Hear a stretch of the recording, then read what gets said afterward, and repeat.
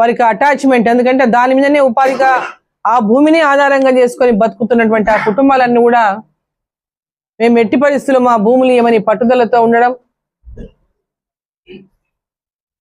మేము కూడా ప్రభుత్వానికి అనేక సార్లు రైతుల నుంచి బలవంతంగా భూములు లాక్కోవద్దు,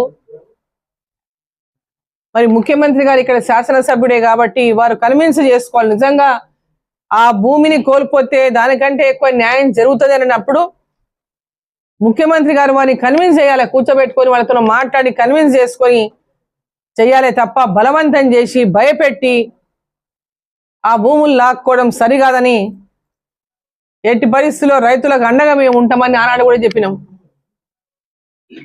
మరి ప్రభుత్వం భేషజాలకు పోవద్దు, రైతులతో పంతానికి దిగొద్దు. ఈరోజు ఫార్మా ఇండస్ట్రీ మనకు ముఖ్యం కాదు.